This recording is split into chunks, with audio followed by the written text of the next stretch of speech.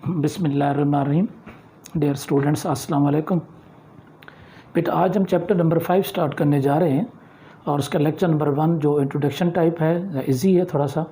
तो सबसे पहले आज के इस चैप्टर्स का नाम है सर्कुलर मोशंस। तो हम ये समझेंगे कि सर्कुलर मोशन क्या होती है। तो थोड़ा सा मैं आपको लिख समझाऊँ कि जब चैप्टर नंबर हम 3 पढ़ते हैं तो उसके अंदर हम लीनियर मोशन, ये body long move straight line होती है। अगर body long circle motion move करती है ऐसे, तो हम इसको कहते हैं कि ये सर्कुलर मोशन है। The motion of the body along the circular path is called circular motion. For example, fan को हम देखते हैं, फ़ैन अपने रॉड के गिर्द एक सर्कुलर मोशन कर रहा होता है। न्यूक्लियस के इलेक्ट्रॉन एक सर्कुलर मोशंस के अंदर होते हैं। सूरज के गिर्द प्लांट एक सर्कुलर मोशंस के अंदर होते हैं। तो इस किस्म की मोशन पे एक फर्ज करें छोटे से पत्थर को धागे से बांध के ऐसे घुमाना शुरू कर देते हैं, इट इज़ ए कॉल्ड क्या होगा, सर्कुलर मोशन। तो सबसे पहले मैंने मेंशन किया कि सर्कुलर मोशन क्या है। The motion of the body along circular path is called क्या होगा, सर्कुलर मोशंस। ओके। अब जब बॉडी कोई मोशंस में जाती है तो उसकी मोशन के पैरामीटर्स होते हैं, यानी बॉडी फासला कितना तय करती है, बॉडी की वेलोसिटी क्या होती है, बॉडी का एक्सेलरेशंस क्या होता है। तो एग्जैक्ट बेटा इसी तरीके से सर्कुलर मोशन के अंदर जो पैरामीटर्स हैं वही जो हमने चैप्टर 3 के अंदर पढ़े हुए हैं, लेकिन उनके साथ थोड़ा सा चेंज किया गया, नाम रखा गया angular displacement, angular velocity, angular acceleration. वजह चूँकि सर्कुलर मोशन का दूसरा नाम है एंगुलर मोशन। एक ऐसी मोशन जो किसी सर्कल के ऊपर एंगल क्रिएट करती है, एंगल सबटेंड करती है सेंटर के ऊपर, हम उसे एंगुलर मोशन भी कहते हैं। लिहाजा उस मोशन से मुतल्लिका जो पैरामीटर्स हैं उनको हम लोग एंगुलर से रिप्रेजेंट करते हैं। सो पहला पैरामीटर है आज का एंगुलर डिस्प्लेसमेंट क्या है। तो अगर एक बॉडी सर्कल के ऊपर मूव करती है, फॉर एग्जांपल ये देख सकते हैं कि बॉडी इस P1 पॉइंट से P2 तक मूव करती है, तो ये जो उसकी मूवमेंट है वो अलॉन्ग सर्कल है। मूवमेंट अलॉन्ग क्या है, सर्कल। तो उसके नतीजे में इसने सेंटर के ऊपर एक छोटा सा एंगल क्रिएट कर रखा है। ये जो एंगल क्रिएट किया at the centre, it is called angular displacement.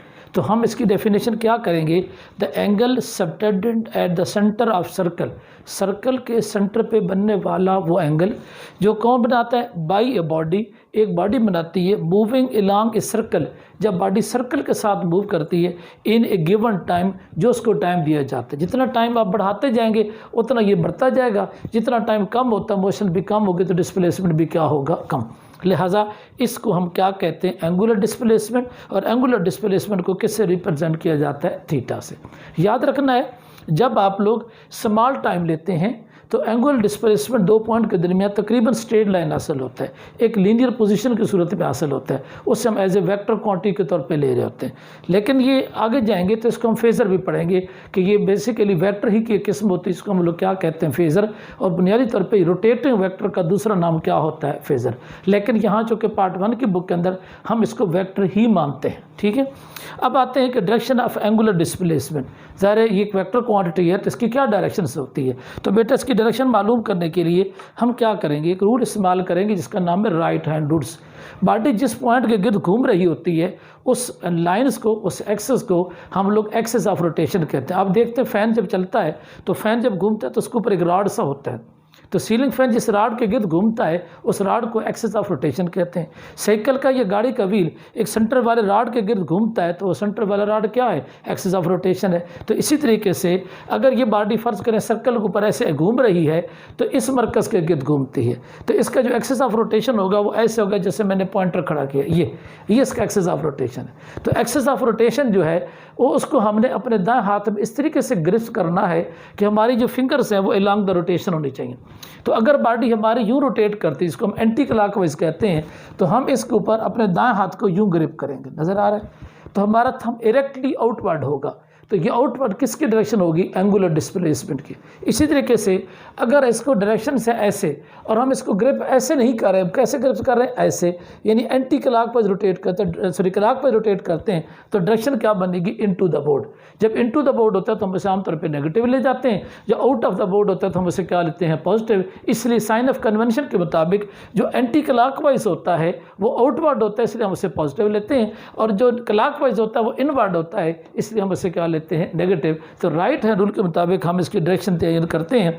The right hand rule है grips the axis of rotation. हम एक्सिस ऑफ रोटेशन को ग्रिप करेंगे अपने हाथ में, किस तरीके से, right hand with finger curling in the directions of rotation. आप अपनी फिंगर को उस सिमत में कर्ल करेंगे जितना हम बॉडी घुमा रहे हैं, ऐसे या फिर बॉडी ऐसे, यानी एंटी क्लॉकवाइज या फिर क्या हो सकती है क्लॉकवाइज। तो फिर क्या होगा, the directions of the rotations, then the erects the thumb indicate the direction of angular velocity. ये जो थंब होगा उसको ऐसे घुमाएं तो सीधा ऊपर, ऐसे घुमाएं तो सीधा क्या होगा नीचे, इरेक्ट। तो उसकी जो इरेक्ट पोजीशन है वो उसकी क्या बताएगी, डायरेक्शन से बताएगी। साइन ऑफ कन्वेंशन के मुताबिक पॉजिटिव भी लेते हैं और क्या लेते हैं, नेगेटिव। अब अगला पॉइंट से इसकी यूनिट्स क्या होती हैं। एंगुलर डिस्प्लेसमेंट को ऐसा सिस्टम अगर मेजर करें तो यूनिट का नाम रेडियन है। ब्रिटिश इंजीनियरिंग सिस्टम मेजर करें तो यूनिट का नाम डिग्री है। और अगर हम सिंपल एक सिस्टम जो हम आम कॉमन इस्तेमाल करते हैं उससे हम रेवोल्यूशन कहते हैं।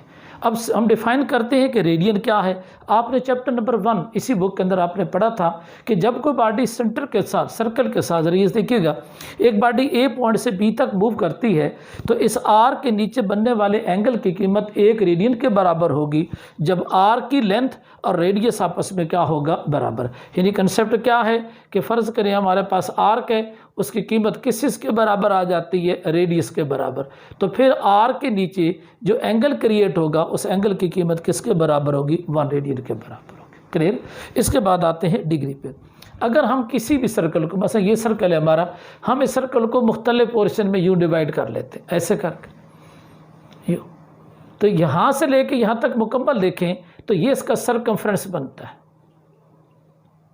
इसका क्या बनता है, सरकमफ्रेंस। अगर हम सरकमफ्रेंस को इसी तरीके से डिवाइड करने का अमल जारी रखें और सरकमफ्रेंस को कितने समय तकसीम कर दें, 360 डिग्री में, कितने पार्ट्स में तकसीम कर दें, 360 में, तो उसमें जो एक पार्ट होगा वो 1 डिग्री की अलामत को या डिग्री को शो करेगा। बस यहाँ एंगल 1 डिग्री, यहाँ एंगल 1 डिग्री, यहाँ 1, तो हर 2 के दरमियान एंगल कितनी डिग्री का होगा, 1 डिग्री का। क्या करना है, हमने पूरे सरकमफ्रेंस को 360 इक्वल पार्ट में डिवाइड कर देना है। एक पार्ट 1 डिग्री के क्या होगा, बराबर। टोटल एंगल कितना बन जाएगा, 360। इसके बाद नीचे है रेवोल्यूशंस। रेवोल्यूशन कहते हैं 1 कंप्लीट राउंड ट्रिप। मसलन ये एक्सिस है, इसके गिर्द एक कंप्लीट चक्कर, उसको एक कंप्लीट चक्कर को हम लोग क्या कहते हैं, रेवोल्यूशन। तो ये 3 यूनिट हम इस्तेमाल करते हैं किसके लिए, एंगुलर डिस्प्लेसमेंट की। आगे देखते हैं relation between linear and angular displacement. Body straight चले तो उसे लीनियर कहते हैं, बॉडी घूमे तो उसे क्या कहते हैं, एंगुलर। याद रखना, जो बॉडी घूम रही होती है उसके अंदर एंगुलर जो डिस्प्लेसमेंट होता है वो तो थीटा होता है, लेकिन जो उसका लीनियर डिस्प्लेसमेंट उसको हम आमतौर पर प्रैक्टिकल की लैंग्वेज में पिच कहते हैं। बस आप ज़रा देखेंगे, एक व्हील है ऐसे करके साइकिल का, वो अपनी जगह पे खड़ा है। अगर आप उसको चलाते हैं और साइकिल अपना एक पूरा चक्कर लगाता है, ये व्हील एक पूरा चक्कर लगाता है, तो उसके एक चक्कर लगाने से जितना लीनियर डिस्प्लेसमेंट नीचे वो टायर तय करेगा या वो व्हील तय करेगा, उस लीनियर डिस्प्लेसमेंट को हम लोग क्या कहेंगे, पिच कहेंगे। मिसाल के तौर पे मैं इस व्हील को घुमाता हूँ तो पहले व्हील यहाँ खड़ा है, इस निशान के ऊपर है, ठीक है। एक पूरे चक्कर के बाद व्हील यहाँ चला जाता है तो ये निशान दोबारा हमें कहाँ मिलेगा, यहाँ पे। तो यहाँ से लेके यहाँ तक का जो डिस्प्लेसमेंट होगा इसे कहेंगे linear displacement due to the circular motion. और ये आमतौर पे एक सर्कल की फासले को पिच की कहा जाता है। इसके लिहाज से हम रिलेशन जब डिलीट करते हैं तो हम कहते हैं S is equal to R theta, where S is the linear and theta is क्या होगा, angular, where R is the radius of circle या रेडियस ऑफ बॉडी, जिसको आप लोग क्या कर रहे हैं, रोटेट करते हैं। थीटा किसके बराबर होगा, S ओवर R के। तो पहले इस फार्मूले से मुताबिक थीटा की डायमेंशंस निकालते हैं। थीटा का formula S over R, S for radius या length, sorry S for linear displacement, इसकी डायमेंशन क्या होगी, L। R फॉर रेडियस, इसकी डायमेंशन L। जब दोनों L है तो डायमेंशन दोनों की नहीं होगी, इसका मतलब ये डायमेंशन लेस क्वांटिटी होगी। तो हमें पता चला कि एंगुलर डिस्प्लेसमेंट वो फिजिकल क्वांटिटी है जिसकी यूनिट तो होती है मगर डायमेंशन नहीं होती। ही हमारा वो टॉपिक्स हो गए, ठीक। अब ज़रा इसको देखें, एक छोटा सा प्रूव आ जाएगा कि आप प्रूव करें कि एक रेडियन जो है वो 57.3 डिग्री के क्या होगा, बराबर होगा। लिहाजा इसको प्रूव करने के लिए हम इसी फार्मूले का इस्तेमाल करते हैं, theta is equal to S over R। ये S क्या है, लीनियर डिस्प्लेसमेंट है। तो एक बॉडी पूरे चक्कर में कितना लीनियर डिस्प्लेसमेंट तय करती है, जितना बॉडी का सरकमफ्रेंस होता है, और सरकमफ्रेंस किसके बराबर होता है, 2πr के। तो कंप्लीट सर्कल का लीनियर डिस्प्लेसमेंट उसके सरकमफ्रेंस के बराबर होगा। लिहाजा वैल्यू पुट करेंगे, theta is equal 2π over R। आप बेटा R को R से कैंसिल करें तो थीटा किसके बराबर आएगा, 2π, यानी एक पूरे चक्कर में कितने रेडियन बनते हैं, 2π रेडियन बराबर होंगे। तो एक कंप्लीट सर्कल के अंदर जो हम थीटा की पैमाइश करें रेडियन, वो किस के बराबर होगा, 2π के। और अगर डिग्री में पैमाइश करें तो वो तो आप पहले पढ़ चुके हैं, किसके बराबर है, 360 के। जब बेटा दोनों को कंपेयर करते हैं तो 2π इज इक्वल टू 360 या π इज इक्वल टू 180। अगर हम कहते हैं कि पाई रेडियन हो तो 180 डिग्री होता है, अगर 1 रेडियन हो तो क्या होगा 180 ओवर पाई, और आंसर किस के बराबर आ जाएगा 57.3 डिग्री, यानी 1 रेडियन में तकरीबन 57.3 डिग्री की कीमत मौजूद होती है। अब दूसरा इसका ऐसा है छोटा सा एंगुलर वेलोसिटी। जैसे बेटा आपने आम वेलोसिटी पढ़ते हैं कि rate of change of displacement या time rate of change of displacement, इसके अंदर भी बेटा क्या पढ़ेंगे time rate of change of angular displacement. तो फ़र्क क्या था कि चैप्टर 3 के अंदर सिर्फ डिस्प्लेसमेंट पढ़ते थे, चैप्टर 5 के अंदर हम क्या इजाफा करेंगे एंगुलर डिस्प्लेसमेंट। तो क्या होगा time rate of change of angular displacement is called क्या होगा एंगुलर वेलोसिटी। फार्मूला देखेंगे, फार्मूला है omega is equal to delta T over delta T. Omega है एंगुलर वेलोसिटी को रिप्रेजेंट करते हैं, डेल्टा थीटा क्या है angular displacement over time, unit पर क्या होगी रेडियन पर सेकंड्स, क्योंकि थीटा की यूनिट रेडियन है, टाइम की यूनिट सेकंड है। थीटा की यूनिट डिग्री है, टाइम की डिग्री पर सेकंड। थीटा की यूनिट रेवोल्यूशन है, रेवोल्यूशन पर सेकंड। तो radian per second, degree per second, revolution per second, ये तीनों किसकी यूनिट होंगी एंगुलर वेलोसिटी की। अब देखिए इसकी डायमेंशंस क्या है, फार्मूला है omega is equal to theta over T.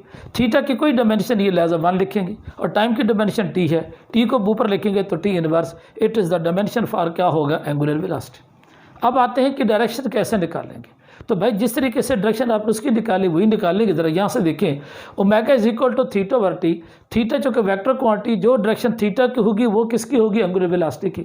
तो थीटा की डायरेक्शन एक्सिस ऑफ रोटेशन के साथ आउटवर्ड होती है या इनवर्ड होती है, यानी एक्सिस ऑफ रोटेशन के साथ होगी। तो एग्जैक्ट उसी तरीके से it is A vector quantity and its direction is along the direction of क्या होगा एक्सिस ऑफ रोटेशन। इसकी direction along axis of rotation होगी, अगर एंटी क्लॉकवाइज है तो आउटवर्ड होगी, अगर क्लॉकवाइज है तो क्या होगी इनवर्ड्स होगी। क्लियर।